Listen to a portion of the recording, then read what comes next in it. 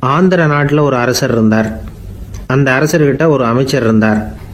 அந்த அமைச்சர் பேர் ராயண பாஸ்கர். அவர் ஒரு பெரிய அறிவாளி. அது மட்டும் இல்லை, மிகச்சிறந்த கொடையாளி. யார் எது கேட்டாலும் இல்லைன்னு சொல்ல மாட்டாராம். அதன் காரணமாகவே அவர்கிட்ட இருந்த செல்வம் நாளுக்கு நாள் குறைஞ்சிக்கிட்டே வந்துட்டு தான். கடைசியில் குடும்பத்துக்குன்னு எதுவும் வைக்காமலே அவர் போய் சேர்ந்துட்டார். மகனும் இறந்துட்டார். அந்த குடும்பத்தில் மிஞ்சி இருந்தது அவருடைய மருமகள், ஒரு பேரன், அவ்வளவுதான். இருந்த ஒரே சொத்து பழுதடைஞ்ச ஒரு வீடு. அந்த அம்மா மற்ற வீடுகளில் வேலை செஞ்சு தன்னுடைய பிள்ளைய படிக்க வச்சுக்கிட்டு வராங்க. அந்த புள்ள ஒரு பெரிய வள்ளலுடைய பேரன்கிறது அந்த பள்ளி வாத்தியார்களுக்கும் தெரியும். அதனால் அவங்களும் இவங்ககிட்ட கொஞ்சம் அன்பாகவும் அக்கறையாகவும் பழகி பாடம் சொல்லி கொடுத்துக்கிட்டு இருக்கிறாங்க. ஒரு நாள் ஒரு புகழ்பெற்ற கவிஞர் ஒருத்தர் அந்த பள்ளிக்கூடத்துக்கு வந்திருக்கிறார். ஆசிரியர்கள்கிட்ட பேசிக்கிட்டு இருந்தப்போ ஒரு செய்தியை சொன்னாராம். ராயண பாஸ்கருங்கிற வள்ளல் எனக்கு நிறைய உதவிகள் செஞ்சிருக்கார், என்னை பாராட்டி பரிசுகள்லாம் கொடுத்துருக்கிறார். அந்த வள்ளல் வாழ்ந்த கிராமத்தை பார்க்கணுங்கிறதுக்காக தான் இப்போ இங்கே வந்திருக்கிறேன் அப்படின்னாராம். ஆசிரியர் உடனே இந்த பையனை கூப்பிட்டு, இதை பாருங்க, இவன் யார் தெரியுமா? நீங்கள் குறிப்பிடுகிற அந்த வள்ளலின் பேரன் அப்படின்னு அறிமுகப்படுத்தினாராம். கவிஞரின் கண்களில் ஆனந்த கண்ணீர். அந்த பரவச நிலையிலேயே அந்த வள்ளலை பற்றி கவி பாட ஆரம்பிச்சுட்டாராம். இந்த சின்ன பையன் அதை கேட்டிருக்கிறான். உடனே என்ன பண்ணான் தெரியுமோ? தன் கையில் அணிஞ்சிருந்த ஒரு பொன் வளையலை கழட்டி அந்த கவிஞருக்கு பரிசாக கொடுத்துட்டானாம். எல்லாருக்கும் ஆச்சரியம். தாத்தா இருக்கும் நிலையில் கொடுத்தார், பேரன் இல்லாத நிலையிலையும் கொடுக்குறான். பையனை எல்லாரும் பாராட்டினாங்களாம். இருந்தாலும் அவனுக்குள்ள ஒரு பயம் எதுவும் ஆரம்பமாச்சு. பள்ளிக்கூடம் விட்டு வீட்டுக்கு வரும்பொழுது அந்த பயம் இன்னும் அதிகமாயிட்டுது. அம்மா என்ன சொல்லுவாங்களோ தெரியலையே, ஏதோ திடீர்னு தோணிச்சு வளையல கட்டி கொடுக்கணும்னு கொடுத்துட்டோம். குடும்பம் இருக்கிற நிலையில இப்படி நான் செஞ்சது தப்பா? வீட்டு செலவுக்கே அம்மா எவ்வளவு கஷ்டப்படுறாங்க, வீட்டுக்கு போனதும் என்ன நடக்குமோ தெரியலையே அப்படின்னு நினச்சி பயந்துக்கிட்டே அவன் வீட்டுக்குள்ளே அடி எடுத்து வைக்கிறான். அம்மா கூப்பிட்டு சாப்பாடு போட்டாங்க. அவங்க கண்ணில் படக்கூடாதுங்கிறதுக்காக ஒரு கையை பின்னாடி மறைச்சிக்கிட்டே இருந்தான். அம்மா இதை கவனிச்சிட்டாங்க. ஏய், உன் கையை ஏன் அப்படி வச்சிருக்கிற? உன் கைக்கு என்னாச்சு? ஏதாவது அடிபட்டு போச்சா அப்படின்னு கேட்டுக்கிட்டே கையை எடுத்து பார்க்குறாங்க. வளையல காணலை. வளையல் எங்கே அப்படின்னு கேட்குறாங்க. இவன் தயங்கிக்கிட்டே நடந்ததை சொல்கிறான். அது கேட்டதும் அந்த அம்மாவோட முகம் கோபத்தால் சவுந்து போச்சான். முட்டாளே, என்ன காரியம் பண்ண அப்படின்னு கன்னத்தில் அரைஞ்சிட்டாங்களாம். அம்மா, என்னை அடிக்காத, ஏதோ தெரியாமல் தப்பு பண்ணிட்டேன் அப்படின்ட்டு இருக்கான். மகனே, வளையல கொடுத்ததுக்காக நான் உன்னை அடிக்கலை, அப்படிங்க பின்ன எதுக்கு அடித்தேன்னு கேட்டிருக்கான். உன் பாட்டனார் ஒரு பெரிய வள்ளல். அவர் எதையும் பாதி வேலையை செய்யறதில்ல. அவருடைய பேரை நீ அரைகுறை வேலை செஞ்சுட்டு வந்திருக்கிற அப்படின்னாங்களாம். என்னம்மா சொல்கிறேன் இருக்கான். நீ ஒரே ஒரு வளையலை மட்டும்தானே கட்டி கொடுத்துருக்குற. கொடுக்கறதா இருந்தால் ரெண்டையும் சேர்த்துல கொடுத்துருக்கணும். அதுதானே உங்கள் தாத்தாவுக்கு பெருமை அப்படின்னாங்களாம். அம்மா, தெரியாமல் இப்படி செஞ்சுட்டேன், உங்ககிட்டையும் அரை வாங்கிட்டேன் அப்படி இப்படின்னு அவன் சொல்லியிருக்கிறான். இப்போ அம்மா கொஞ்சம் இருங்க, அந்த கவிஞர் இன்னைக்கு நம்ம ஊரில் தான் தங்கியிருப்பார். நாளைக்கு காலையில் தான் அவர் எங்கே இருக்காருன்னு விசாரித்து இன்னொரு வளையலையும் கொடுத்துட்றேன் அப்படின்ட்டுருக்கான். மகனே, நல்ல செயல்களையெல்லாம் நாளைக்குன்னு ஒத்தி போடாத. நாளைக்கு என்ன நடக்குங்கிறது யாருக்கு தெரியும்? இப்போவே போ, எங்கே இருக்காருன்னு பாரு அப்படின்ட்டுருக்காங்க. மகன் புறப்பட்டான். பள்ளி ஆசிரியர்கிட்ட போய் கேட்டானா அந்த கவிஞர் எங்கே இருக்காருன்னு. அவர் சொன்னாராம். உடனே போய் அவர் இருக்கிற இடத்துல கதவை தட்டியிருக்கான். ராத்திரி நேரத்தில் இவனை கண்டதும் அவருக்கு ரொம்ப ஆச்சரியம். இவன் இன்னொரு கை வளையலையும் எடுத்து நீட்டியிருக்கான். அவர் திகைச்சு போய் நிற்கிறார். அவரால் என்ன பண்ணுறதுன்னே தெரியல. ஆனந்த கண்ணீர். இது பெரியவர்கள் கூற கேட்ட ஒரு வரலாறு.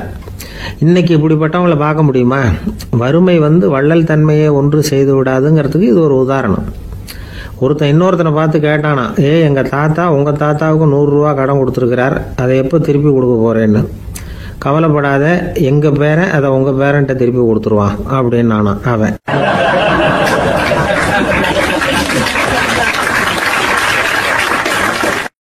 எனக்கு வாழ்க்கையே வெறுத்து போச்சு சார் அப்படின்னு சொல்லிட்டு ஒருத்தர் வந்தார்.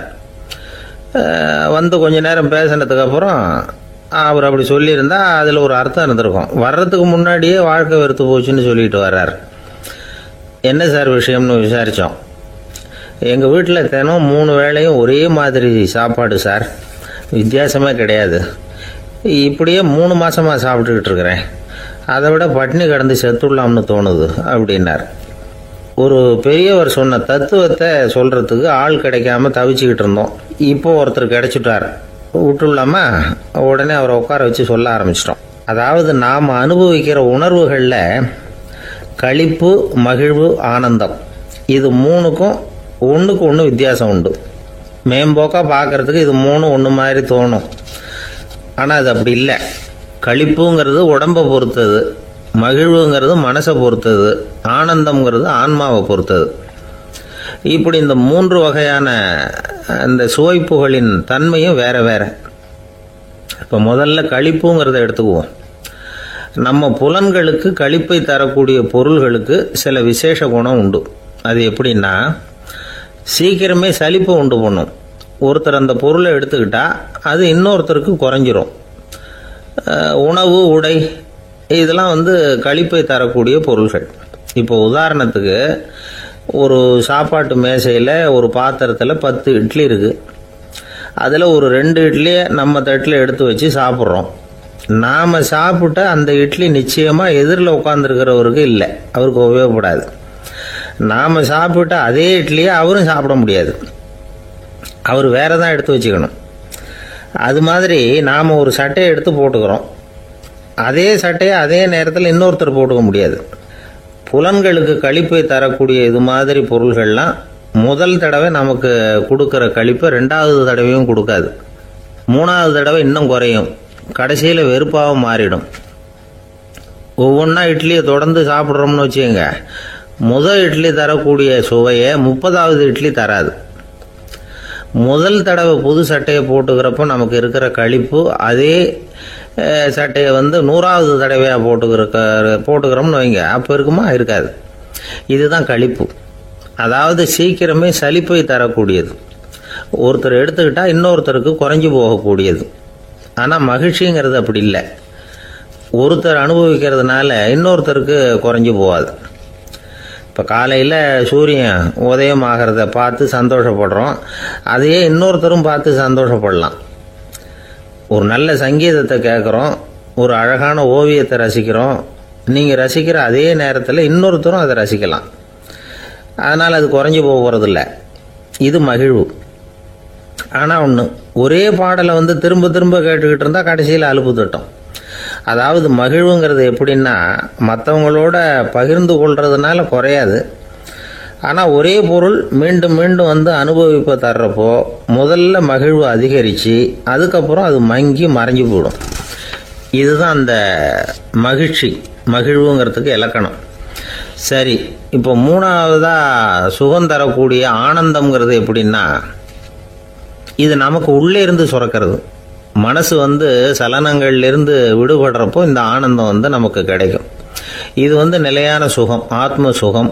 களிப்பிலிருந்து மகிழ்வுக்கும், மகிழ்விலிருந்து ஆனந்தத்துக்கும் செல்றது தான் மனிதன் நடத்த வேண்டிய முக்கியமான பயணம். இவ்வளவு விஷயத்தையும் கேட்டுட்டு இந்த காலத்து பையன் ஒருத்தன் வந்தான். சார், இப்போ நீங்கள் ஒரு சாப்பாட்டு மேசையில் ஒரு 10 இட்லி வைக்கிறீங்க, என்ன உட்கார வைங்க, எதிரில் இன்னொருத்தனை உட்கார வைங்க, நான் களிப்பு மகிழ்வுலாம் தாண்டி நேரடியாக ஆனந்தத்துக்கு பயணம் பண்ணி காட்டுறேன் அப்படின்னா. ஒன்றும் புரியல அவன் சொன்னது. அது எப்படி, என்ன பண்ணுவ நீ அப்படின்னு சொல்லி கேட்டோம் ஆச்சரியமா. 2 இட்லி சாப்பிட்டா தானே சார் களிப்பு, நான் 10 இட்லியும் மொத்தமாக சாப்பிட்ருவேன், அடுத்தவனுக்கு எதுவும் கிடைக்காது, அவனுக்கு கிடைக்காதபடி நாமே சாப்பிட்டுறோம்ல, அதுதானே நமக்கு ஆனந்தம் அப்படின்னு அதுக்கு ஒரு விளக்கம் சொல்கிறான்.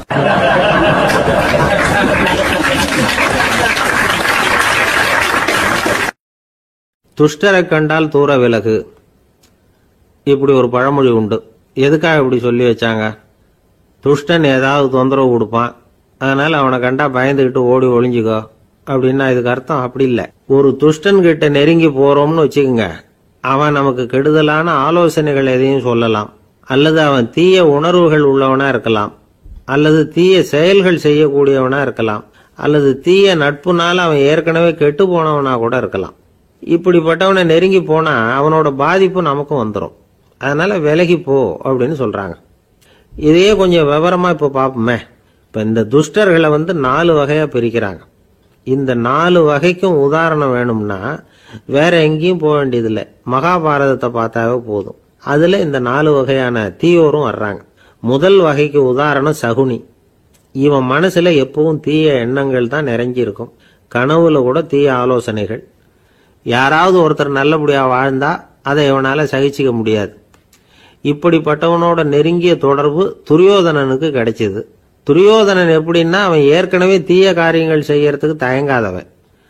அப்படிப்பட்டவனுக்கு தீய போதனைகள் செய்யறதுக்கு சகுனி உதவுனா. இந்த 2 பேரோட சகவாசம் இன்னொருத்தனுக்கு கிடைச்சது. அவன் யாருன்னா துச்சாதனன். அவன் தீய நடத்தை உள்ளவன். இந்த 3 பேரும் ஒண்ணு சேர்ந்தா என்னத்துக்கு ஆகும்? உலகமே கெட்டு போடும்ல. இந்த 3 துஷ்டர்களோட நல்லவன் ஒருத்தன் வந்து சேர்ந்தான். அவன் தான் கர்ணன். கர்ணன் இயல்பாவே உத்தம குணம் உள்ளவன். அவன் நல்லவங்களோட சேராம இப்படிப்பட்ட கெட்டவங்க கிட்ட நட்பு வச்சுக்கிட்டான். அதனால அவனும் தீய செயல்களில் ஈடுபடுறது மாதிரி ஆயிடுது. துரியோதனனுடைய நண்பனா அவனுடைய ஆதரவுல வளர்ந்ததுனால அவனுக்கு துணையா இருக்க வேண்டி இருக்குது அப்படின்னா. நட்பு உரிமையினால உதவி புரிய வேண்டியது சரிதான், அது தப்புன்னு சொல்ல முடியாது. இருந்தாலும் தீய செயல்களுக்கு உதவி செய்யறது சரியில்லை. புத்தி பலம் புஜ பலம் எல்லாம் இருந்தா கூட தெய்வ பலம் இல்லைன்னா ஜெயிக்க முடியாது. கர்ணன் மகா வீரன். இருந்தாலும் கடைசியில் அவன் கதி என்னாச்சு? அவங்ககிட்ட எல்லா நல்ல குணங்களும் இருந்தது. இருந்தாலும் ஏன் இப்படி ஆச்சு? தீயவர்களுடைய சேர்க்கை தான் காரணம். அவங்களோட சேர்ந்ததுனால இவனையும் அப்படியே நினைக்க ஆரம்பிச்சுட்டாங்கல்ல. 4 வகை துஷ்டர்கள்ல இவனும் ஒரு வகை அப்படின்னு சொல்ல ஆரம்பிச்சிட்டாங்க. அதாவது தீய ஆலோசனைக்கு சகுனி, தீய உணர்வுகளுக்கு துரியோதனன், தீய செய்கைக்கு துச்சாதனன், தீய நட்புக்கு கர்ணன். இப்படி உதாரணமாயிட்டான். அதனாலதான் துஷ்டரை கண்டால் தூர விலகு அப்படின்னு சொன்னாங்க. அது புராண காலம். இப்பெல்லாம் நிலைமை கொஞ்சம் வேற விதமா இருக்குது. அன்னைக்கு ஒரு நாள் அப்படிதான் ஒரு காட்டு பாதையில யாரோ ஒருத்தர் அடிபட்டு கிடந்தார். யாரோ ஒரு துஷ்டன் அவனை அடிச்சு போட்டுட்டு போயிட்டான் போல இருக்கு. அந்த வழியா போன ஒருத்தர் பரிதாபப்பட்டு அவனை போய் தூக்கினார். ஆறுதல் சொன்னார், இத பாருங்க, இந்த வழியா எப்பவும் தனியா வரக்கூடாது. ஏன்னா இங்க ஒரு ரவுடி இருந்துகிட்டு வர்றவங்க போறவங்களெல்லாம் வழிப்பறி பண்ணிட்டு இருக்கிறதா கேள்விப்பட்டிருக்கிறேன் அப்படின்னாராம். இனிமே அப்படி கேள்விப்பட மாட்டீங்க அப்படின்னு அந்த ஆளு. ஏன்னு கேட்டிருக்காரு இவர். அவன் சொல்லியிருக்கான், நான் தான் சார் அந்த ரவுடி. இந்த வழியா போனவங்க கிட்ட தகராறு பண்ணேன். அவங்க தான் என்ன இப்படி அடிச்சு போட்டு என்கிட்ட இருந்த பணத்தை எல்லாம் புடுங்கிட்டு போட்டாங்க சார். காலம் ரொம்ப கெட்டு போச்சு அப்படின்னு நானா ரொம்ப பரிதாபமா.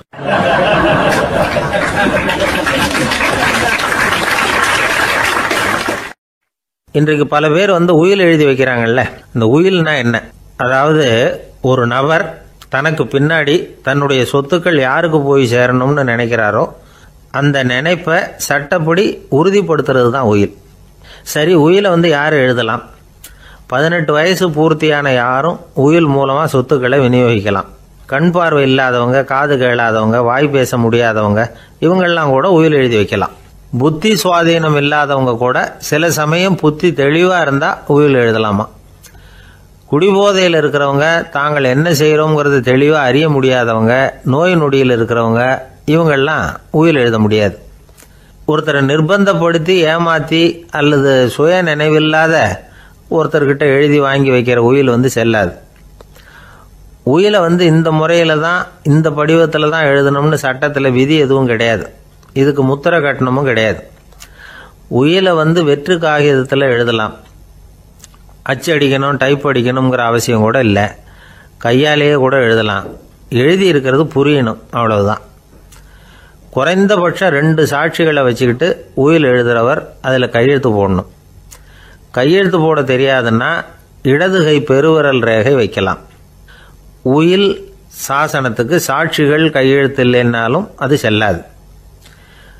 அப்புறம் பிரிவிலேஜ்டு வில் அப்படின்னு இருக்கு. அதுக்கு மட்டும் சாட்சிகள் தேவையில்லை. அது என்னன்னா, இந்த விமானப்படை, கப்பல் படை அல்லது யுத்தத்தில் பணிபுரியும் நபர்கள் அவங்கெல்லாம் இருக்கிறாங்க இல்லையா, அப்படிப்பட்டவங்க எழுதுகிற உயில் அது. அதுக்கு சில விசேஷ சலுகைகள் உண்டு. ஒருத்தர் முதல்ல ஒரு உயில் எழுதி வைக்கிறார், அதுக்கப்புறம் மனசு மாறி போகுது, அது வேணாம்னு நினைக்கிறார், ரத்து செஞ்சுடலாம். அதுக்கப்புறம் வேற உயிலும் எழுதலாம். உயிரோடு இருக்கிற வரைக்கும் எத்தனை தடவை வேணும்னாலும் உயில் எழுதலாம். கடைசியா எழுதப்பட்ட உயில் சட்டப்படி சரியா இருந்தா அதுதான் அமலுக்கு வரும். சரி, எழுதுற உயிலை ரகசியமா வச்சிருக்கிறது எப்படி? இது ஒரு கேள்வி.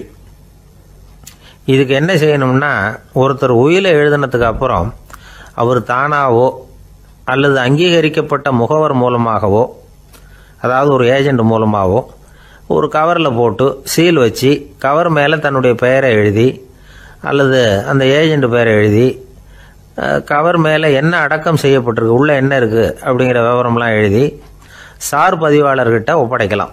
இதுக்கு கட்டணம் உண்டு. அதுக்கப்புறம் எப்போ தேவைப்படுதோ அப்போ ஒரு மனு கொடுத்து அந்த கவரை திருப்பம் வாங்கிக்கலாம்.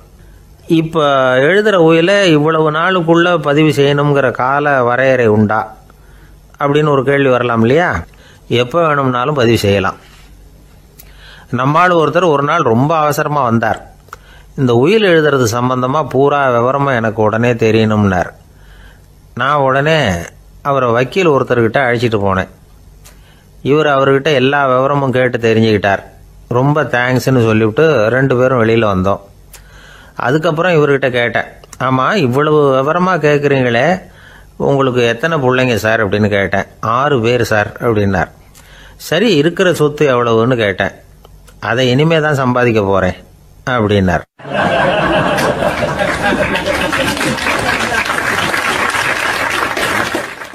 ஒரு ஊரில் ஒரு மன்னர் இருந்தார். அழகான அரண்மனையில் அவர் இருந்தார். அந்த அரண்மனையை விட அழகாக ஒரு மாளிகையை அந்த ஊர்லேயே வேற ஒருத்தன் கட்டியிருந்தான். அப்படி கட்டி முடிச்சதில் அவனுக்கு ரொம்ப பெருமை. எத்தனையோ செல்வந்தர்கள்லாம் வந்து பார்த்துட்டு, இந்த மாளிகையை விலைக்கு கொடுத்துட்றியா, எவ்வளவு விலை சொன்னாலும் சரி நாங்கள் வாங்கிக்கிறதுக்கு தயாராக இருக்கோம் அப்படின்னு சொல்லி கேட்டு பார்த்துட்டாங்க. நான் இதை விற்கிறதுக்கு தயாராக இல்லை அப்படின்னு சொல்லிவிட்டான். அவ்வளவு சிறப்பாக கலை அம்சத்தோடு அதை கட்டி முடிச்சிருக்கிறான். அதுவே ஒரு பெரிய அரண்மனை மாதிரி இருந்ததுன்னா பார்த்துங்களேன். சுற்றிலும் அழகான பூந்தோட்டம். ஒரு நாள் அவன் எங்கேயோ வெளியூர் போயிட்டு திரும்பி வந்துகிட்டு இருக்கிறான். அப்போது அந்த மாளிகை தீப்பெட்டி எரிஞ்சிக்கிட்டு இருக்கு. பதறி போட்டான்.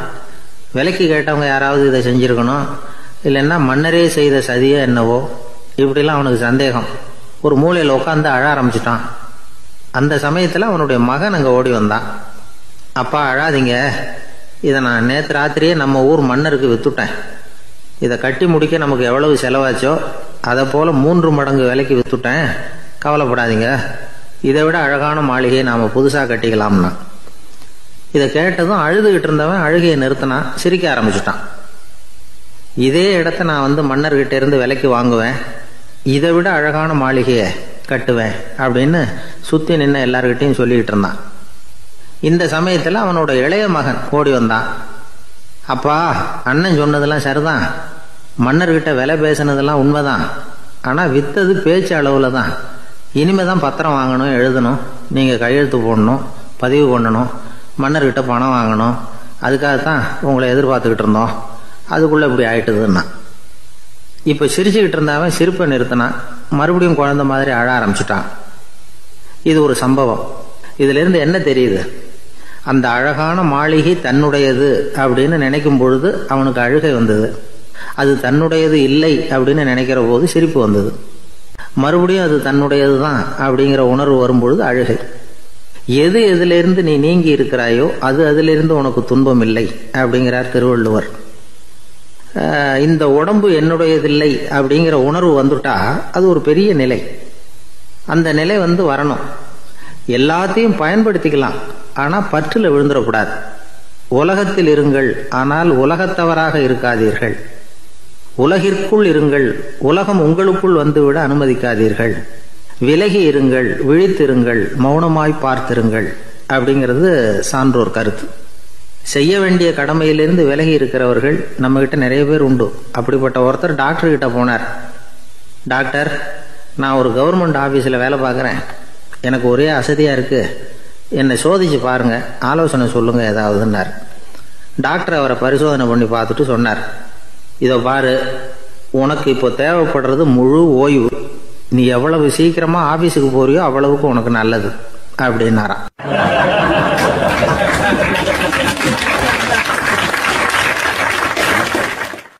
ஒரு ஊர்ல ஒரு ஆள் இருந்தான்.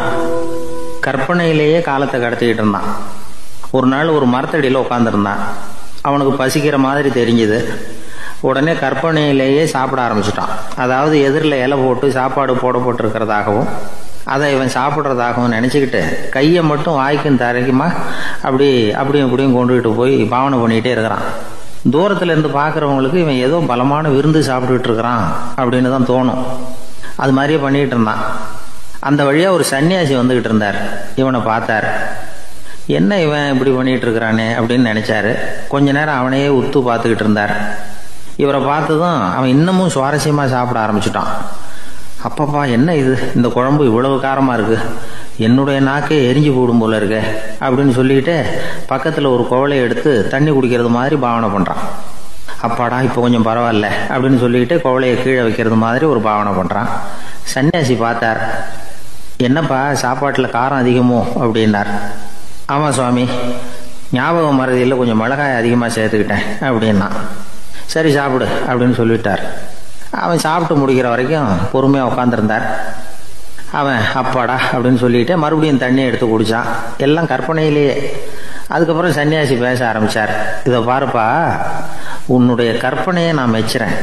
இருந்தாலும் உன் சாப்பாட்டில் ஒரு இனிப்பையும் வச்சிருக்கலாமே, ஏன் மிளகாயை அளவுக்கு அதிகமாக போட்டுவிட்டு அவஸ்தைப்படுறேன் அப்படின்னார். அவன் யோசிக்க ஆரம்பித்தான். அதுக்கப்புறம் இவர் சொன்னார், இதை பாருப்பா, இனிமேல உன்னுடைய கற்பனையும் உயர்ந்ததாக இருக்கட்டும் அப்படின்னு உபதேசம் பண்ணிவிட்டு போனார். எப்பவும் உயர்வை பற்றியே சிந்திக்கணும்.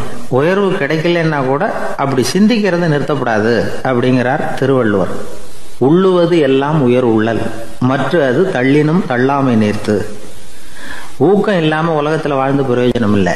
அதனால உயர்வாகவே சிந்திக்கணும். அது நம்மளை ஊக்கப்படுத்தும். இது பெரியோர் வாக்கு. இந்த உலகத்தில் கற்பனையிலேயே வாழ்கிற சில கஞ்சர்களும் உண்டு. அதாவது 2 கஞ்சர்கள், 2 பேரும் பக்கத்து ஊரில் இருந்தாங்க. பொங்கல் சமயம் ஒரு கஞ்சன் தன்னுடைய மகனை கூப்பிட்டான். இதோ பாருப்பா, பக்கத்து ஊரில் என்னுடைய நண்பன் ஒருத்தன் இருக்கிறான். அவனுக்கு பொங்கல் பரிசு ஏதாவது கொடுக்கணும். நான் ஒரு 4 ஆட்டுக்குட்டியை தரேன், நீ கொண்டுகிட்டு போய் கொடுத்துட்டு வந்து விடுறியா அப்படின்னு கேட்டான். சரி, நான் புள்ள ஒரு பைய கையில் எடுத்துக்கோன்னா. அவன் எடுத்துக்கிட்டான். இந்த ஆட்டுக்குட்டி பிடிச்சிக்கோ அப்படின்னு சொல்லி ஒவ்வொன்றா போடுறேன் பார் அப்படின்னு சொல்லிட்டு 1 2 3 4 அப்படின்னு எண்ணிக்கிட்டே வெறும் சைகையாலேயே ஆட்டுக்குட்டியை பிடிச்சி போடுறது மாதிரி பாவனை பண்ணிக்கிட்டு இருக்கிறான். அவன் பிள்ளையும் அது ரொம்ப அக்கறையாக வாங்கிக்கிறது மாதிரி வாங்கிக்கிட்டு அந்த பையை தூக்கிக்கிட்டு அடுத்த ஊருக்கு போகிறான். இவன் அங்கே போய் சேர்ந்த நேரத்தில் அந்த கஞ்சன் ஊரில் இல்லை, எங்கேயோ வெளியில் போயிருக்கிறான். அவனோட புள்ள மட்டும்தான் வீட்டில் இருந்தான். இவன் அவன்கிட்ட, இதை பாரு, எங்கள் அப்பா உங்கள் அப்பாவுக்கு ஆட்டுக்குட்டி கொடுத்து அனுப்பியிருக்கிறாரு, பிடிச்சிக்கோ அப்படின்னு சொல்லி பாவனையிலேயே ஒவ்வொன்றா எடுத்து அவங்ககிட்ட கொடுத்துட்டான். அவனும் வாங்கிட்டான் வாங்கிறது மாதிரி. அப்புறம் சொன்னான், சரிப்பா, நானும் பதிலுக்கு ஏதாவது ஒன்றுகிட்ட கொடுக்கணும் இல்லையா, அதனால் அந்த பைய பிடி, ஒரு 10 எலுமிச்சம்பழம் தரேன், பதிலுக்கு அதை நீ எடுத்துகிட்டு போ அப்படின்னு சொல்லி கையாலேயே ஒவ்வொன்றா எடுத்து போடுறது மாதிரி பாவனை பண்ணிவிட்டான். அவனும் ரொம்ப நன்றி அப்படின்னு சொல்லிவிட்டு அதை வாங்கிட்டு போயிட்டான். கொஞ்ச நேரம் கழித்து வெளியில் போயிருந்த அப்பங்காரன் திரும்பி வந்தான். உள்ள சொன்னான், அப்பா, உன்னோட நண்பர் அவருடைய மகன் மூலமாக உனக்கு 6 ஆட்டுக்குட்டி கொடுத்து அனுப்பியிருந்தார். நானும் பதிலுக்கு ஒரு 10 எலுமிச்சம்பழம் கொடுத்து அனுப்பியிருக்கிறேன் அப்படின்னா. எப்படிடா கொடுத்தேன்னு கேட்டார் அப்பா. இப்படி தான் கொடுத்தேன்னு சொல்லி சைகையிலேயே காட்டினான். இதை பார்த்ததும் அப்பங்காரனுக்கு பயங்கரமாக கோபம் வந்துட்டுது. பலார்னு அரைஞ்சுட்டான் பையனை. ஏன்பா அரைஞ்ச? 10 எலுமிச்சம்பழம் கொடுத்துட்டேனே அப்படிங்கிறதுக்காகவா அப்படின்னு கேட்டான். அது கூட பரவாயில்ல, நீ காட்டுற சைகையை பார்த்தா ஆரஞ்சு பழம் சைஸுக்கு இருக்குதே, அவ்வளவு பெருசா ஏன் கொடுத்த? அதுதான் எனக்கு கோபம் அப்படி.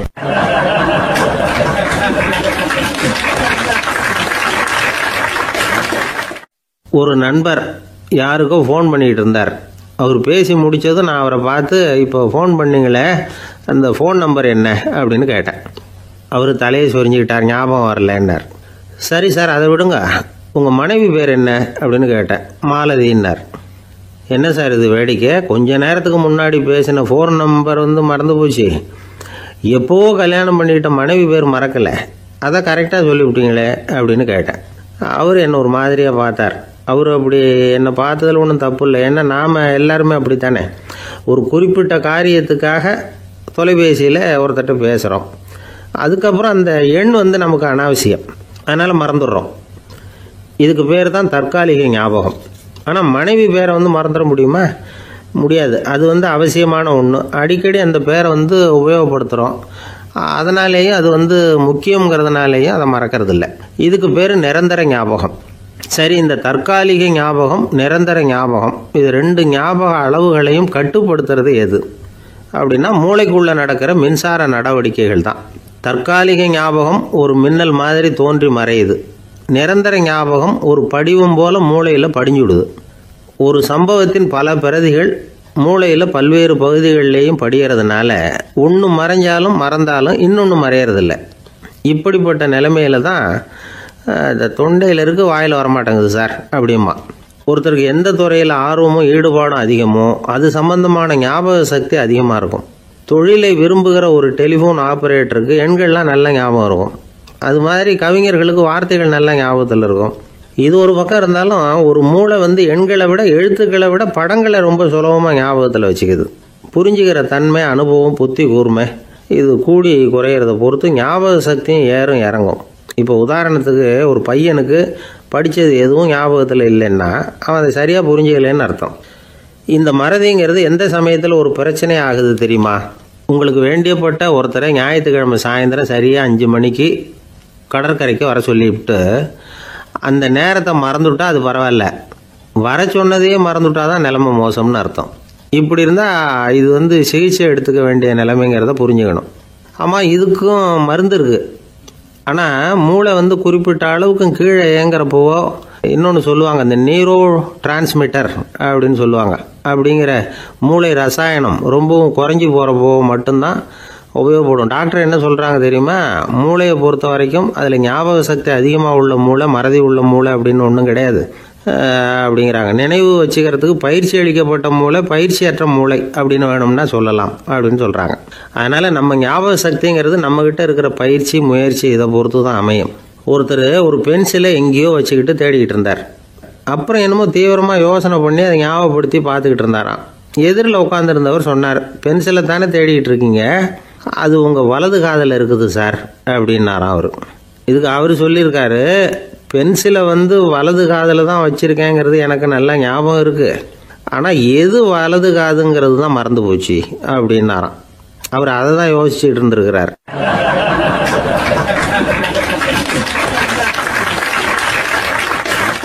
எனக்கு ஒரு உதவி செய்யணும் அப்படின்னு நம்மளை பார்த்து ஒருத்தர் கேட்குறாருன்னு வச்சுங்களேன், உடனே நாம் அவரை பார்த்து என்ன உதவின்னு கேட்போம். இதுதான் சராசரி மனிதர்களின் இயல்பு.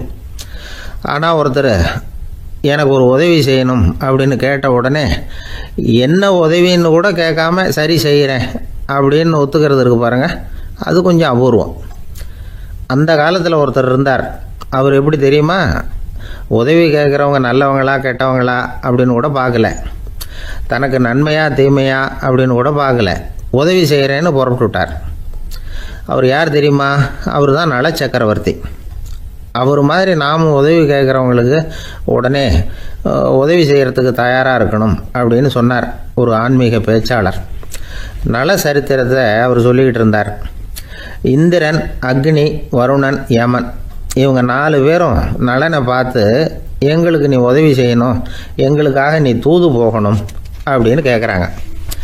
யாருக்கிட்ட தூது போகணும், என்ன காரியத்துக்காக போகணும் அப்படின்னு கேட்கணும்ல.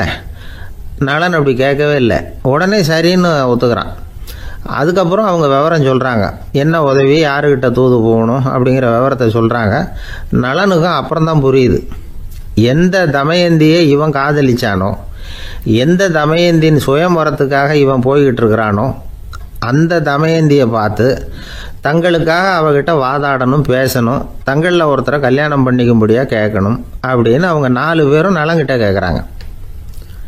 இதை கேட்டதும் நலன் கொஞ்சம் கூட முகம் சுளிக்கலை, பதட்டப்படலை.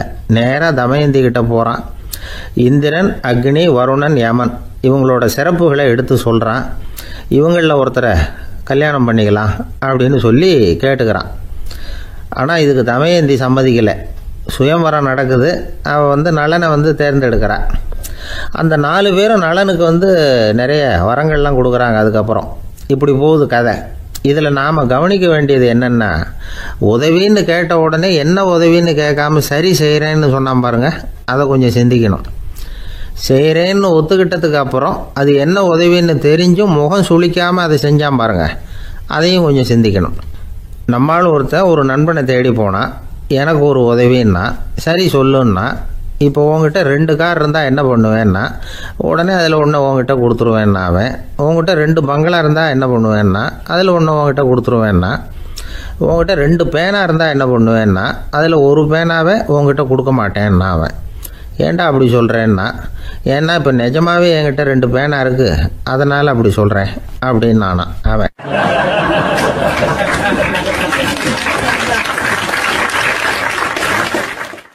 காலை நேரம் கடற்கரை ஓரம் காலை வீசிக்கிட்டு கையை வீசிக்கிட்டு ஏதோ சண்டைக்கு போகிற சிப்பாய் மாதிரி எல்லாரும் நடந்து போயிட்டு இருக்கிறாங்க. நடைப்பயிற்சி. அதில் நமக்கு தெரிஞ்ச ஒருத்தர் எதிரில் வந்தார் ரொம்ப வேகமாக. என்ன சார் வாக்கிங்க அப்படின்னு கேட்டோம். அவரால் ஆமாம்னு பதில் சொல்ல முடியல. அவ்வளவு கஷ்டம். மூச்சு விடுறதுக்கே வாயை திறந்து மூடிட்டு இருக்கிறார். எங்கே பேசுறது? கொஞ்சம் நின்று நிதானித்து மூச்சு விட்டுட்டு அதுக்கப்புறம் சொன்னார் ஆமாம் அப்படின்னு. என்ன சார் இவ்வளவு வேகம்னோம்? உங்கள் பேச்சை கேட்டுவிட்டு தான் சார் நடக்க ஆரம்பித்தோம். நீங்கள் தான் அடிக்கடி சொல்லிகிட்டு இருந்தீங்க நடக்கிறது நல்லதுன்னு. அன்னையிலேருந்து ஆரம்பிச்சுட்டேன். ஆனால் ரொம்ப கஷ்டமாக இருக்குது சார். இப்போ பாருங்கள், உங்கள்கிட்ட சுலபமாக பேசக்கூட முடியல, மூச்சு வாங்குது, உடம்பு கூட வலிக்கிறது மாதிரி இருக்குது அப்படின்னு அவர் பாட்டுக்கு பேச ஆரம்பிச்சிட்டார். உங்களை யார் சார் இவ்வளவு வேகமாக நடக்க சொன்னது? வேகத்தை குறைங்க, மெதுவாக நடங்க அப்படின்னோம். நீங்கள் நடக்கிறதுனால என்னென்ன சௌகரியம்னு அன்னைக்கு சொன்னீங்களே தவிர சௌகரியமாக நடக்கிறது எப்படின்னு சொல்லலையே அப்படின்னார் அவர். இன்னமும் லேசாக மூச்சு வாங்கிக்கிட்டே சொன்னால் கூட இவர் சொல்கிறதுலேயே ஒரு நியாயம் இருக்குது.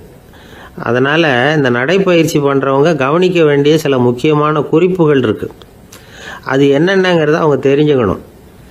அது தெரிஞ்சு வச்சுக்கிறது நல்லது. இதெல்லாம் மருத்துவ நிபுணர்கள் சொல்கிற குறிப்புகள். அவங்க என்ன சொல்கிறாங்க தெரியுமா? உங்கள் வயசு 40க்கு மேலேயா? உங்கள் எடை இருக்க வேண்டியதை விட 10 கிலோ அதிகமாக இருக்குதா? நீங்கள் புகை பிடிக்கிறவரா? இதய நோய், இரத்த நாள நோய், உயர் இரத்த அழுத்தம் இப்படி ஏதாவது உங்களுக்கு உண்டா? அப்படின்னா நீங்கள் உங்கள் இஷ்டத்துக்கு வரிஞ்சு கட்டிக்கிட்டு நடைப்பயிற்சி பண்ண ஆரம்பிச்சிடாதீங்க. முதல்ல ஒரு மருத்துவ பரிசோதனை பண்ணிக்கோங்க, அதுதான் நல்லது அப்படின்னு அவங்க சொல்கிறாங்க. நடக்கிறப்போ, உடற்பயிற்சி செய்கிறப்போ மார்பு பகுதியில் அல்லது வேறு எங்கேயாவது தொடர்ந்து வலி இருந்ததுன்னா பயிற்சியை நிறுத்தி விட்டு டாக்டரை போய் பார்க்கணும். நடைப்பயிற்சி பண்ணுறப்போ உங்கள் சக்திக்கு தகுந்த மாதிரி மெதுவாக அதிக கஷ்டம் இல்லாமல் முன்னேறலாம். அங்கே என்ன போட்டியாக வைக்கிறாங்க? முந்திக்கிட்டு போய் என்ன பண்ண போகிறோம்? பரிசாக வாங்க போகிறோம். அதனால் நிதானம் அவசியம் அப்படிங்கிறது அவங்க ஆலோசனை. தொந்தரவு கொடுக்காத ஷூ, ட்ரெஸ்ஸு இதுகளை உபயோகப்படுத்துங்க. பாதத்தில் ஆடு தசை இருக்குல்ல, அங்கே ஏதாவது பிரச்சனை இருந்ததுன்னா டாக்டரை பாருங்கள். இந்த பாதத்தில் வலி வரும் அந்த இடத்துல. வெயில் காலமாக இருந்தால் தலைக்கு தொப்பி வச்சுக்கோங்க. பனியில் நடந்தாலும் அப்படி தான். தலையை பத்திரமா பார்த்துக்குங்க. நம்மக்கிட்ட ஏதோ கொஞ்சம் உருப்படியாக தெரியறது அதுதானே. உடற்பயிற்சிக்கு முன்னாடி பின்னாடி பயிற்சி செய்கிறப்போ நிறைய தண்ணி குடிக்கலாமா. முதல் 1 மாதத்துக்கு கொஞ்சம் தளர்த்தியாக சாவகாசமாக நடக்கலாம். மணிக்கு 3 அல்லது 4 கிலோமீட்டர் வேகம்னு வச்சுங்களேன். அதுக்கப்புறம் வேகத்தை அதிகப்படுத்தலாம். மணிக்கு 6 அல்லது 8 கிலோமீட்டர் அளவுக்கு நடக்கலாம். நல்லா கையை வீசிக்கிட்டு நடக்கணும். மூச்சு விடுற எண்ணிக்கை அதிகரிக்கணும். இது மாதிரி ஒரு 30 நிமிஷம் நடக்கலாம். தனியாக நடந்து போகிறதுக்கு உங்களுக்கு என்னமோ மாதிரி இருக்குதா? கூட யாரையாவது சேர்த்துக்குங்க. ஒரு குரூப்பாக சேர்ந்து போகலாம். நடக்கிறதுங்கிறத ஒரு சந்தோஷமான சமாச்சாரமாக ஆக்கிக்கணும். தினம் இப்படி நடக்க வேண்டி இருக்குதே அப்படின்னு புலம்பிக்கிட்டே போகக்கூடாது. சில பேர் நடக்கிறப்போ கடந்த காலத்தை அசை போட்டுக்கிட்டே போவாங்க. சில பேர் வருங்காலத்தை அசை போட்டுக்கிட்டே போவாங்க. சில பேர் முக்கியமான திட்டம்லாம் இப்படி நடக்கிறப்போ தான் தீர்மானம் பண்ணுவாங்க. நடக்கிறதுனால மன இறுக்கம் குறையுது, பரபரப்பு குறையுது, மன ஆற்றல் பெருகுது, தன்னம்பிக்கை வளருது, முதுமை தள்ளி போகுது, செயல்திறன் அதிகரிக்குது. இதை தவிர உடம்புக்கும் பல விதமான சௌகரியங்கள் ஏற்படுது. அதனால் இது வரைக்கும் நடக்க ஆரம்பிக்காதவங்க இனிமேல் இந்த குறிப்புகளை கவனத்தில் வச்சுக்கிட்டு நடக்க ஆரம்பிச்சுடலாம். சார்லஸ் லேம்ப் அப்படின்னு ஆங்கில இலக்கிய மேதை ஒருத்தர். அவர் ஒரு தரம் உடம்பு சரியில்லைன்னு டாக்டர்கிட்ட போனாராம். டாக்டர் அவரை பார்த்துட்டு, நீங்கள் தினமும் காலையில் வெறும் வயத்தில் நடக்கணும் அப்படின்னாராம். வெறும் வயத்தில் நடக்கிறதுக்கு நான் தயார், ஆனால் வயிறு கிடைக்கணுமே சார். யார் வயத்து மேலே நடக்கிறது டாக்டர் அப்படின்னு கேட்டாராம் இவர்.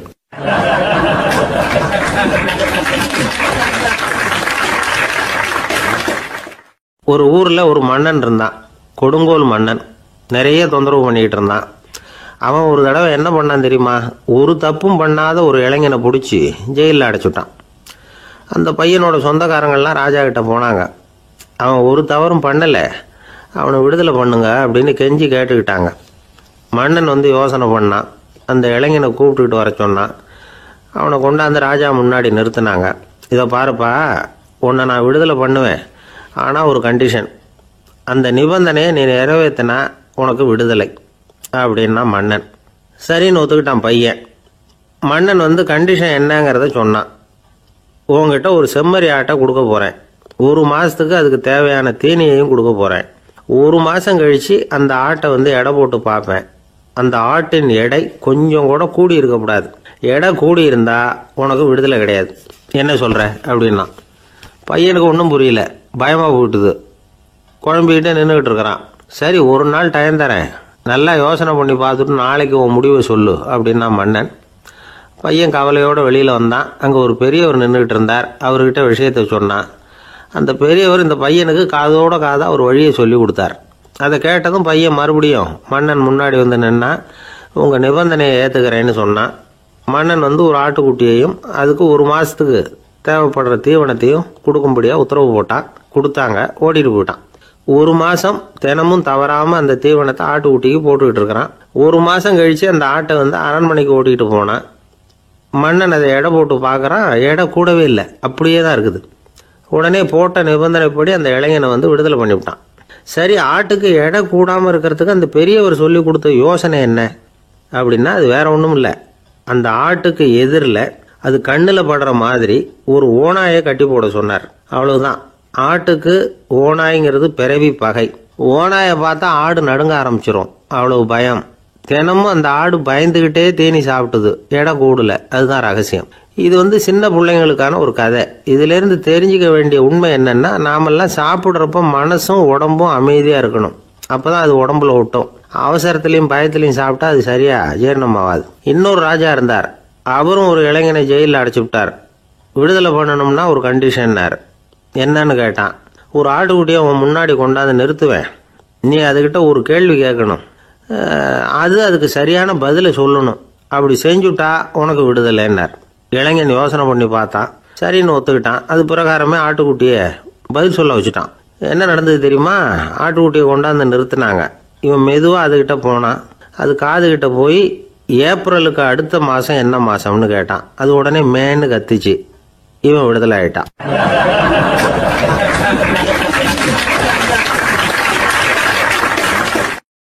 ஒரு அப்பாவுக்கு 2 பிள்ளைங்க. மூத்தவன் ரொம்ப அடக்கம். அப்பா எது சொன்னாலும் கேட்பான், பெரியவங்களுக்கு கீழ்ப்படிஞ்சு நடப்பான். இளையவன் அப்படி இல்லை, தான் நினைச்சதை தான் சொல்லுவான், செய்வான். அடுத்தவங்க சொல்றதை கேட்க மாட்டான், அடங்கி நடக்க மாட்டான். இந்த 2 பேரில் யாரை வந்து உங்களுக்கு பிடிக்கும்? பெரியவனை தான் பிடிக்கும். ஏன்னா அவன் தான் சொல்கிற பேச்சை கேட்குறவன் அப்படின்னு சொல்லுவீங்க. ஆனால் ஒரு ஞானி என்ன சொல்கிறார் தெரியுமா? ஒரு குழந்தை அதன் அறிவுக்காக மதிக்கப்பட வேண்டுமே தவிர அதனுடைய கீழ்ப்படியும் தன்மைக்காக அல்ல அப்படிங்கிறார். நம்ம குழந்தைகளை வந்து சுயமாக சிந்திக்கிறதுக்கு நாம் விடுறதில்லை. மற்றவங்கள பார்த்து காப்பி அடிக்கிறதுக்கு தான் நாம் அவங்களுக்கு கற்றுக் கொடுக்குறோம். புகழ்பெற்ற மனிதர்கள் சிலருடைய பேரை சொல்லி, நீயும் அவர் மாதிரி ஆகணும், இவர் மாதிரி ஆகணும் அப்படின்னு சொல்லிகிட்டே இருக்கிறோம். குழந்தைகள் வந்து தங்களுடைய தனித்தன்மையை வளர்த்துக்கிறதுக்கு நாம் தடையாக இருக்கிறோம். ஒரு குழந்தைகிட்ட அனாவசியமாக வந்து நம்பிக்கையை வளர்த்துடக்கூடாது, எந்த கோட்பாட்டையும் திணிக்கக்கூடாது. நாம் ஏற்கனவே அர்த்தமில்லாத கருத்துக்களையும் கொள்கைகளையும் மனசில் போட்டு நிரப்பி வச்சிருக்கிறோம். இந்த உலகத்துக்கு புதுசாக வந்து சேர்ந்திருக்கிற ஒரு குழந்தையின் தூய்மையான மனசில் நம்ம கருத்துக்களை அறிமுகம் செய்ய அல்லது திணிக்கிறதுக்கு நமக்கு எந்த அதிகாரமும் கிடையாது. ஒரு குழந்தைய நீ இந்த மதத்தை சேர்ந்தவன் அப்படின்னு பிறந்ததுமே ஒரு முத்திரை குத்தி விடுறோம். இது அதோட சுதந்திரத்தை ஆரம்பத்திலேயே கிள்ளி எறிகிறது மாதிரி தான். நீங்கள் ஒரு மதத்தின் வழிமுறைகளை கடைபிடிச்சிக்கிட்டு வர்றீங்க, அந்த வழியில் போய்கிட்டு இருக்கிறீங்க, சரி, அதனால் போகிறீங்க. அதுக்காக உங்கள் குழந்தையையும் அதே வழியில் தான் வரணும் அப்படின்னு கட்டாயப்படுத்துறதுக்கு உங்களுக்கு என்ன உரிமை இருக்குது? அந்த குழந்தை சுயமாக சிந்திச்சு ஒரு முடிவுக்கு வரட்டுமே, அதுக்கு நீங்கள் ஏன் தடையாக இருக்கிறீங்க? நமக்கு உண்மையிலேயே நம்ம குழந்தை மேலே அன்பு இருந்தால் இது மாதிரி திணிப்பு வேலைகளை செய்யக்கூடாது. திணிப்பு வேலைகளிலிருந்து குழந்தைகளை காப்பாற்றினா போதும். அதுதான் ரொம்ப முக்கியம். அடுத்த தலைமுறை அற்புதமான தலைமுறையாக உருவாகும். நாம தான் சாதி மத சங்கடங்களில் மாட்டிக்கிட்டு தவிக்கிறோம். அவங்களாவது சாதி மத வேறுபாடு இல்லாத சமுதாயத்தை பார்க்கட்டுமே, அந்த சௌகரியங்களை அனுபவிக்கட்டுமே. அதுக்கு நாம் என்ன செய்யணும்னா ஒன்றும் செய்யாமல் இருந்தால் போதும். ஒரு குழந்தைகிட்ட நம்ம கருத்தை திணிக்கும் பொழுது என்ன ஆகுது தெரியுமா? அது வந்து அவனை அவங்ககிட்ட இருந்தே அப்புறப்படுத்தி விடுது. அவனுடைய தனித்தன்மையை அழிச்சுடுது. அவனை ஒரு எல்லைக்குள்ளே திணிச்சுடுது. இதெல்லாம் அன்புங்கிற பேரால் பெற்றோர்கள் செய்கிற தப்பு. இதெல்லாம் கேட்டுக்கிட்டு இந்த காலத்தில் அப்பா ஒருத்தர் சொன்னார், நான் கருத்துக்களை எல்லாம் என் பையன்கிட்ட திணிக்கிறது இல்லைங்க, ஆனால் அதிகமாக சாப்பிட சொல்லி கட்டாயப்படுத்துவேன் அப்படின்னார். உங்கள் வீட்டு சமையல் அவ்வளோ நல்லா இருக்குமான்னு கேட்டாங்க.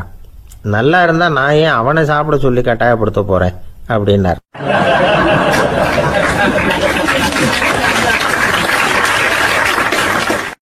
உங்கள் பையன் எப்படி சார் இருக்கான் அப்படின்னு விசாரித்தார் ஒருத்தர். அவன் என்ன சார், எதை சொன்னாலும் காதில் வாங்க மாட்டேங்கிறான், அவன் பாட்டுக்கு போகிறான் வர்றான் அப்படின்னு சொல்லி அழுத்துக்கிட்டார் அப்பா. பெரியவங்க சொல்கிறத சின்ன பிள்ளைங்க கேட்கறது இல்லைங்கிறது ஒரு குறை, பெரியவங்க சொல்கிறது சின்ன பிள்ளைங்க காதிலேயே விழறது இல்லைங்கிறது ஒரு குறை. இது கொஞ்சம் சீரியஸான விஷயம், கவனித்து பார்க்கணும். ஒரு குழந்தைக்கு காது சரியாக கேட்குதா இல்லையா அப்படிங்கிறத நாம தான் கவனித்து பார்த்து கண்டுபிடிக்கணும். அதுவாக நம்மக்கிட்ட தவழ்ந்து வந்து அப்பா எனக்கு காது கேட்கல, அழைச்சிட்டு போங்க டாக்டர்கிட்ட அப்படின்னுலாம் சொல்லிகிட்டு இருக்காது. அது சரி, ஒரு குழந்தைக்கு காது சரிவர கேட்குதா இல்லையா அப்படிங்கிறத முன்கூட்டியே நாம் தெரிஞ்சுக்கிறது எப்படி? அதுக்கு சில வழி இருக்குது. உங்கள் குழந்தைய கொஞ்சம் அப்படி கவனித்து பாருங்கள். அடிக்கடி ஜலதோஷம், காதில் அரிப்பு ஏற்படுதா, மூக்கு விரிவாகவும் அப்புறம் டான்சில், அடினாய்டு, சத அழற்சி இது மாதிரி ஏதாவது இருக்கா, வாயிலிருந்து எச்சில் ஒழுகுதா, குழந்தை வாயினால் சுவாசிக்குதா, பற்கள் முன்னாடி தள்ளி வளருதா, இதெல்லாம் அதுக்கு அறிகுறி. அப்புறம் இந்த VBDF TH இப்படி இந்த ஒலிகள் சேர்ந்த வார்த்தைகளை குழந்தை சரியாக புரிஞ்சுக்காது. இப்போ உதாரணத்துக்கு பட்டுன்னு சொல்லு குழந்தை அப்படின்னீங்கன்னா அது கட்டுன்னு சொல்லும். அதாவது பட்டு சவுண்டை அதால் புரிஞ்சுக்க முடியல. அப்புறம் உங்கள் குழந்தை உங்களை உறக்க பேச சொல்கிறானா, அடிக்கடி கேள்வி கேட்குறானா, சாப்பிட்றப்போ கவனம் இல்லாமல் இருக்கானா, படிப்பில் போதுமான முன்னேற்றம் இல்லையா, வகுப்பில் சரியாக கவனிக்கிறது இல்லையா, இப்படிலாம் இருந்தால் ஆரம்பத்திலேயே டாக்டர்கிட்ட அழைச்சிட்டு போய் சிகிச்சையை ஆரம்பிச்சுடலாம், குணப்படுத்தி விடலாம். குழந்தைக்கு காது சரியாக கேட்கலன்னா நீங்கள் செய்ய வேண்டியது என்ன தெரியுமா? அவனுக்கு காது கேட்கலேங்கிறதுக்காக அவன் முன்னாடி சத்தம் போட்டு பேசக்கூடாது. மெதுவாக சீராக பேசணும், அவனை பார்த்து பேசணும். உங்கள் உதட்டு அசைவுகள் அவனுக்கு உதவும், அதை பார்த்தே புரிஞ்சுக்குவான். நீங்கள் வாயில் வெத்தலை பாக்கு போட்டுக்கிட்டோ புகை பிடிச்சிக்கிட்டோ பேசக்கூடாது. அப்படி பேசினா அவனால் அந்த உச்சரிப்பை சரியாக புரிஞ்சுக்க முடியாது. ஒரு வார்த்தையை சொல்கிறீங்க, அவனுக்கு புரியல அப்படின்னா அதே வார்த்தையை மறுபடியும் சொல்லணும். அவனுக்கு நீங்கள் முதல்ல சொன்ன வார்த்தை புரியலேன்னு நினச்சிக்கிட்டு மறுபடியும் திருப்பி சொல்கிறப்போ அதே அர்த்தம் வரக்கூடிய வேறு வார்த்தையை சொல்லக்கூடாது. இப்படிலாம் நடந்துக்கிட்டா அவனுக்கு மன திடத்தை ஏற்படுத்த முடியும். இல்லைன்னா அவனுக்கு தாழ்வு மனப்பான்மை வந்துடும். குழந்தைக்கு காது கோளாறுன்னா ஆரம்பத்திலேயே டாக்டர்கிட்ட அழைச்சிட்டு போனால் போதும், குணப்படுத்தி விடலாம். அப்புறம் பார்த்துக்கலாமே அப்படின்னு அலட்சியமாக இருந்துட்டாதான் கஷ்டம். சில பேர் கோபத்தில் சின்ன பிள்ளைங்க காதை பிடிச்சி திருகிறது உண்டு. இது ரொம்ப தப்பு. காது கையோடு வந்துட்டா என்ன பண்ணுறது? ஒரு வேடிக்கை கதை, அது கதை தான், நிஜமாக நடந்ததில்லை, அது மாதிரி நடக்காது. ஒரு வேடிக்கைக்காக சொல்லப்படுற கதை. அதாவது ஒரு வீட்டில் அப்பா அம்மாவை பார்த்து சொல்லிகிட்டு இருக்கார், இதை பாரு, நாளைக்கு காலையில் என்னை சீக்கிரம் எழுப்பி விட்டுரு, நான் செங்கல்பட்டு வரைக்கும் போயிட்டு வர வேண்டியிருக்கு அப்படின்னாராம். இதை அவங்க பையன் காதில் வாங்கிட்டு இருக்கான். அப்பாவுக்கு சிரமம் வேண்டாமே அப்படின்னு நினச்சி அவனே காலையில் யாருக்கும் தெரியாமல் எழுந்திரிச்சு புறப்பட்டு செங்கல்பட்டு போட்டான். சாயந்தரமாக திரும்பி வந்தான். அப்பா பையனை காணாமல் அலமோதிக்கிட்டு இருக்கிறார். சாயந்தரமாக பையனை பார்த்ததும் எங்கடா போயிட்டு வந்தேன்னு கேட்டார் கோவமாக. செங்கல்பட்டுக்கு போயிட்டு வந்தேப்பா, நீ வேணா அலைய வேண்டாமேன்னு அப்படின்னா. எதுக்கடா போனேன்னு அதட்டினார். அதான்ப்பா, நீ நேற்று அம்மா கிட்ட சொல்லிகிட்டு இருந்த, அதை காதில் வாங்கினேன், உனக்காக நான் போயிட்டு வந்தேன் அப்படின்னா. உடனே எந்த காதில் வாங்கினேன் அப்படின்னு சொல்லி காதை பிடிச்சி திருகினார். அந்த காது கையோடு வந்துட்டுது. இது நடந்து கொஞ்ச நாள் கழிச்சு அந்த அப்பாவும் பையனும் கடத்தெருவில் போய்கிட்டு இருக்கிறாங்க. எதிரில் ஒரு நாய் ஓடி வந்தது. அதுக்கு 2 காதும் இல்லை. என்ன இது, இந்த நாய்க்குட்டிக்கு 2 காதும் இல்லை அப்படின்னார் அப்பா. அதுக்கு பையன் சொல்கிறான், அப்பா அது 2 தடவை செங்கல்பட்டுக்கு போயிட்டு வந்துடுவோம் அப்படின்னானா.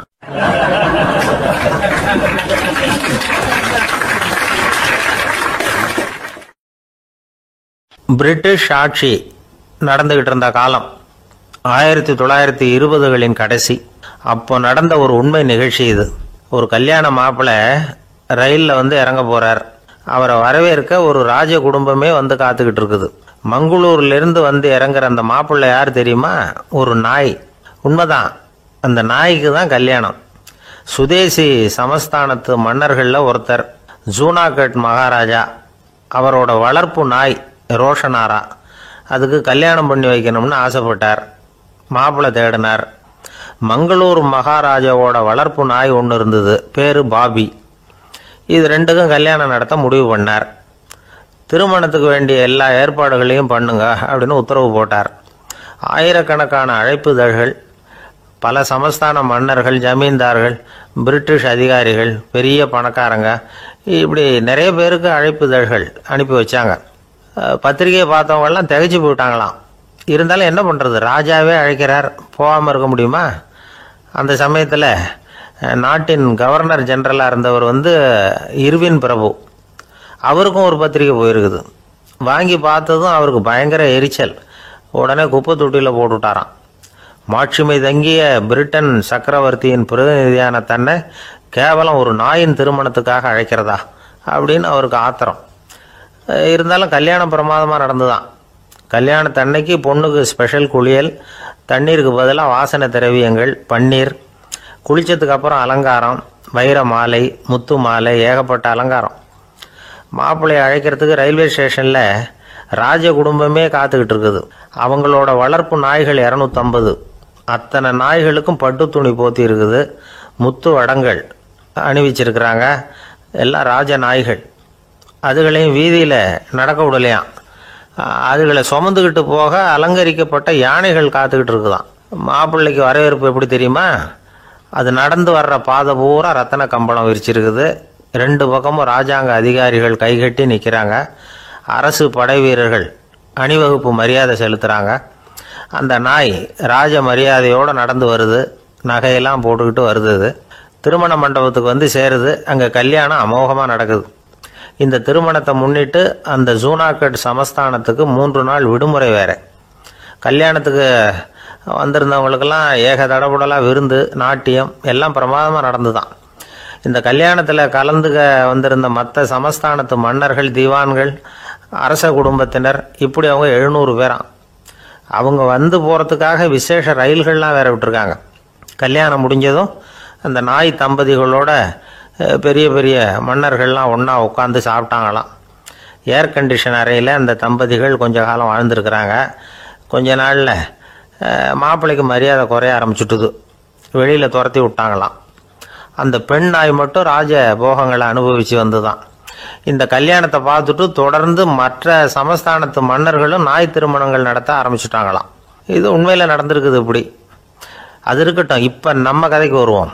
ஒரு ராஜாவுக்கு ரொம்ப நாள் கழித்து ஒரு குழந்தை பிறந்துதான். அரண்மனை ஜோசியரை கூப்பிட்டுருக்கார் ராஜா.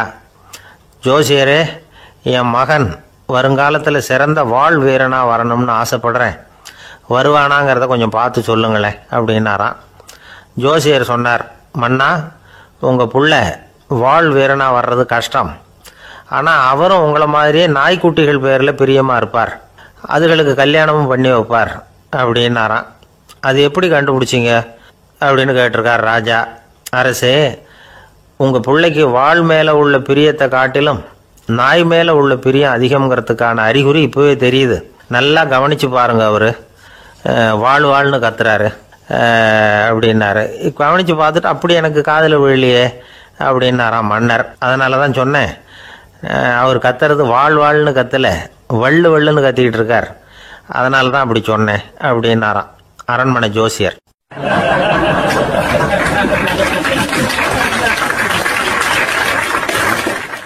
ஒரு பெரிய காடு. அந்த காட்டுக்கு மத்தியில் ஒரு ஆசிரமம். அங்கே ஒரு முனிவர் இருந்தார். பல இடங்கள்லேருந்து வர்ற குழந்தைகளுக்கு அவர் பாடம் சொல்லி கொடுத்துக்கிட்டு இருக்கிறார். ஏழை பணக்காரர் அப்படிங்கிற வித்தியாசம்லாம் கிடையாதுங்க. எல்லாரும் அவர்கிட்ட தங்கள் பிள்ளைகளை அனுப்பி வச்சாங்க. மன்னர்களுடைய பிள்ளைங்க கூட அங்கே அவர்கிட்ட தான் படிக்கிறதுக்கு வருவாங்க. ஆனால் அந்த முனிவரை பொறுத்த வரைக்கும் எல்லா பிள்ளைங்களும் ஒன்று தான். இது யார் வீட்டு பிள்ளைன்னெல்லாம் பார்க்க மாட்டார். எல்லாரும் சமம். மாணவர்கள்லாம் அங்கேயே மாத கணக்கில் வருஷ கணக்கில் தங்கி இருந்து பாடம் கற்றுக்கிட்டு போகிறது வழக்கம். அவராக பார்த்து போகணுன்னு சொல்கிற வரைக்கும் அங்கேயே இருக்கணும், படிக்கணும். குருகுல வாசம். ஒரு சமயம் ஒரு ராஜகுமாரனும் அவர்கிட்ட வந்து படிச்சுக்கிட்டு இருந்தான். அவனுக்கு ஒரு 15 வயசு இருக்கும். சில வருஷம் கழித்து இந்த முனிவர் தன்கிட்ட இருக்கிற மாணவர்களுக்கெல்லாம் பரீட்சை வச்சார். அவங்களுடைய அறிவு முதிர்ச்சியை கணிக்கிறதுக்காக பல சோதனைகள்லாம் வச்சார். ஒவ்வொருத்தராக பார்த்து இனிமேல் நீங்கள் வந்து உங்கள் வீட்டுக்கு போகலாம் அப்படின்னு சொல்லி அனுப்பி வச்சுக்கிட்டு இருக்கிறார். எல்லாரும் போயிட்டாங்க. கடைசியாக மிஞ்சி இருந்தது ஒரே ஒரு மாணவன். அவனை மட்டும் வீட்டுக்கு அனுப்பல. யார் அந்த பையன் தெரியுமா? அவன்தான் அந்த ராஜகுமாரன். ராஜகுமாரனுடைய தந்தைக்கு, அதுதான் அந்த ராஜாவுக்கு, அங்கே வயசு ஏறிக்கிட்டே போகுது. என்ன இது, படிக்க போன பையன் இன்னும் திரும்பி வரலையே அப்படின்னு நினைச்சார்.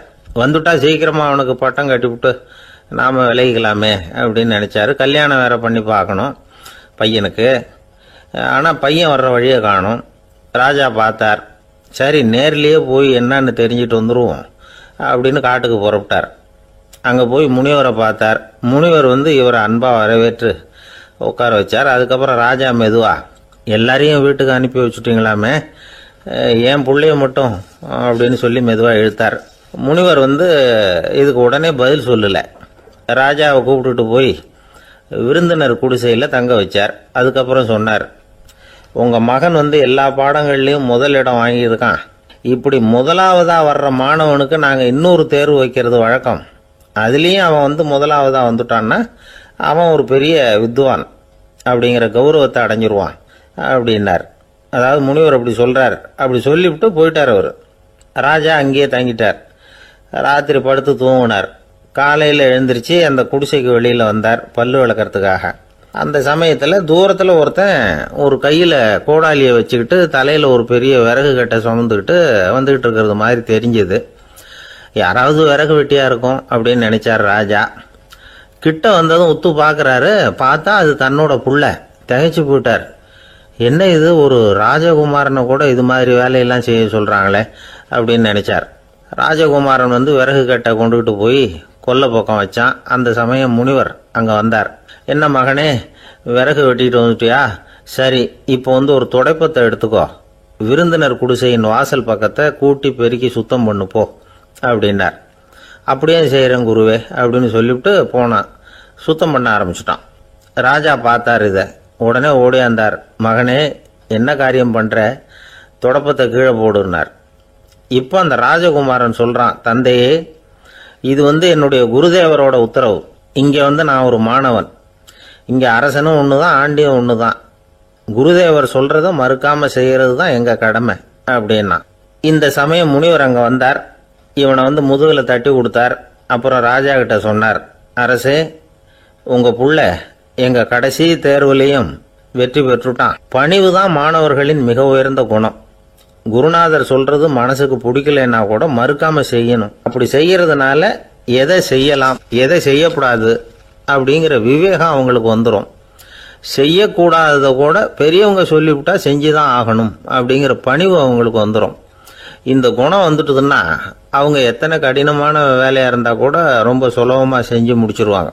தூக்கத்திலேயும் அப்புறம் துக்கத்திலேயும் தோண்டு போட மாட்டாங்க. இந்த பணிவும் விவேகமும் அவங்க கிட்ட மன உறுதியை ஏற்படுத்தும். அந்த உறுதி உங்க பையனுக்கு வந்தாச்சு.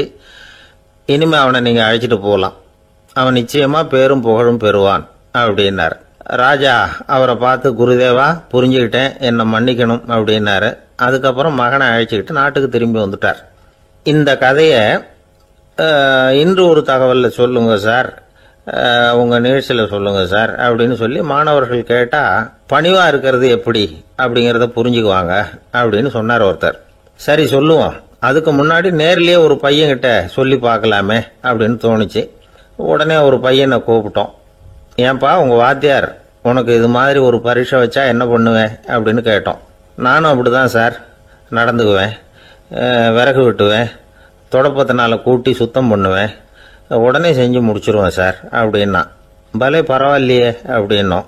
ஆமாம் சார், அப்படி செஞ்சால் தானே வீட்டுக்கு அனுப்புவார், இல்லைன்னா இன்னொரு வருஷம் இங்கேயே இருந்து படின்னு சொல்லி விடுவார், அதனால் அப்படி செய்வேன் அப்படிங்கிறான் அந்த பையன். ஒரே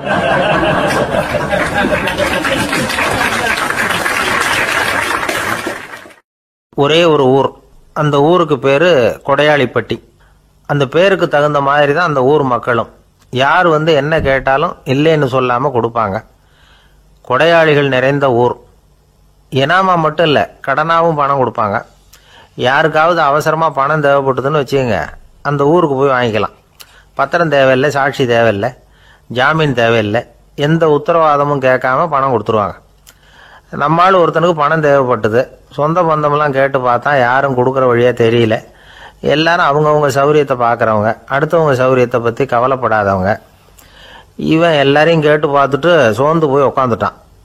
அந்த நேரம் தான் கொடையாளிப்பட்டியை பற்றி கேள்விப்பட்டான். அப்படி ஒரு ஊர் இருக்கிறது தெரிஞ்சதும் அந்த ஊருக்கு வழி கேட்டுக்கிட்டு ஒரு நாள் புறப்பட்டு போனான். வயல்காட்டு வழியாக போக வேண்டியிருந்தது. மெதுவாக நடந்து ஊர் எல்லைக்கு வந்துட்டான். 2 பக்கமும் விவசாய வேலைகள் மும்முரமாக நடந்துக்கிட்டு இருக்குது. ஏர் உழுதுகிட்டு இருக்கிறாங்க. அப்போ அங்கே ஒரு ஆளை பாம்பு கடிச்சுட்டுது. பக்கத்தில் வேலை செஞ்சுக்கிட்டு இருந்தவங்க ஓடி வந்தாங்க. அவசரமாக செய்ய வேண்டிய முதல் உதவியெல்லாம் செஞ்சு பார்த்தாங்க. பலன் இல்லை. அந்த ஆள் செத்து போட்டான். அவன் செத்து விட்டான்னு தெரிஞ்சதும் அவனை தூக்கி வரப்பு மேலே போட்டுட்டு எல்லாரும் அவங்கவுங்க வேலையை கவனிக்க ஆரம்பிச்சிட்டாங்க. அங்கே ஒரு ஆள் இவனை பார்த்து சொன்னான், ஐயா, நீங்கள் போகிற வழியில் இவன் சொந்தக்காரன் இவனுக்கு சோறு கொண்டுகிட்டு வருவான். இவன் இங்கே செத்துட்டான்னு அவங்ககிட்ட சொல்லிவிடுங்க அப்படின்னா. இவனுக்கு ரொம்ப ஆச்சரியம். என்னடா இது, பாம்பு கடிச்சுட்டுதுன்னதும் பதறி அடிச்சுக்கிட்டு ஓடி வந்தாங்க, செத்துட்டான்னதும் பேசாமல் தூக்கி போட்டுட்டு போயிட்டாங்க அப்படின்னு நினச்சிக்கிட்டே நடந்து போகிறான். எதிரில் சோறு கொண்டுக்கிட்டு ஒரு ஆள் வந்தான். இவன் விவரத்தை சொன்னான். அங்கே அவங்க சொந்தக்காரன் பாம்பு கடிச்சு செத்து போட்டான் அப்படின்னா. அவன் கொஞ்ச நேரம் அமைதியாக நின்னான். அதுக்கப்புறமா அங்கேயே வரப்பில் உட்காந்து கொண்டுகிட்டு வந்த சோத்தை தானே சாப்பிட்டு முடித்தான். பேசாமல் எழுந்திரிச்சு திரும்பி போயிட்டான். கொஞ்சம் கூட பதறல, அழலை. இப்படியும் ஒரு ஊரா அப்படின்னு நினச்சி ஆச்சரியப்பட்டுக்கிட்டே இவன் ஊருக்குள்ளே போனான். ஒரு பெரிய மனுஷனை பார்த்து பணம் கேட்டான். அவரும் இவனோட பேரையும் ஊரையும் மட்டும் விசாரிச்சுக்கிட்டு தேவையான பணத்தை கொடுத்துட்டார். பணத்தை வாங்கிட்ட பிறகு தன்னுடைய மனசை அரிச்சுக்கிட்டு இருந்த அந்த விஷயத்தை பற்றி கேட்டான். ஐயா, வழியில் ஒருத்தன் செத்துட்டான், அவனை அப்படியே தூக்கி வரப்பில் போட்டுட்டு எல்லாரும் வயல்வெளி வேலைகளை பார்த்துக்கிட்டு இருக்கிறாங்களே அப்படின்னா. இதுக்கு அந்த பெரியவர் சொன்னார், ஆமாம், அப்படி தான் செய்வோம். வேலை முடிஞ்சு வீட்டுக்கு திரும்புகிறப்போ அவனை தூக்கிட்டு வந்து அடக்கம் பண்ணிடுவோம் அப்படின்னார். ரொம்ப ஆச்சரியமாக இருக்கே அப்படின்னா. ஏன் உங்கள் ஊரில் யாராவது செத்துட்டா என்ன பண்ணுவீங்க அப்படின்னு கேட்டார். என்ன இப்படி கேட்குறீங்க, எங்கள் ஊரில் எல்லாம் பணத்தை தூக்க விட மாட்டாங்க, ஒப்பாரி வைப்பாங்க, கட்டி புரண்டு அழுது புலம்பி தீர்த்துருவாங்க அப்படின்னா. இவன் பெரியவர் பார்த்தார். அவங்ககிட்ட கொடுத்த பணத்தை லபக்குன்னு பறிச்சுக்கிட்டார். திருப்பி வாங்கிட்டார். இவன் பதறி போய் நிற்கிறான். அவர் சொன்னார், பணத்தையே விட மாட்டேன்னு கட்டுப்பிடிச்சி அழுதா நான் கொடுத்த பணத்தை மட்டும் எப்படி திருப்பி கொடுக்க போகிறேன், போயிட்டு வா அப்படின்னு விரட்டி விட்டாராம். இந்த கதையை நண்பர் ஒருத்தர் சொன்னார். கதை வேடிக்கையாக தெரிஞ்சால் கூட இதில் கருத்து உண்டு. பணம் பிணம் இது ரெண்டையுமே விடுறதுக்கு அவ்வளவு சுலபமாக மனம் வர்றதில்லை. இந்த 2 விஷயங்கள்லேயும் அறிவார்ந்த செயல்பாடு தேவை. ஒரு பேருந்து மரத்தில் மோதி விட்டுது. எல்லாரும் அடிபட்டு முனைகிட்டு கிடக்கிறாங்க. டிரைவர், கண்டக்டர் இவங்களுக்கும் அடி. அவங்களும் ஒரு பக்கம் கிடக்கிறாங்க. ஒரு மூலையில் கிடக்கிற ஒருத்தன் மெதுவாக முக்கி முனகி கண்டக்டர்னு சத்தம் போடுறான். கண்டக்டர் மெதுவாக நகர்ந்து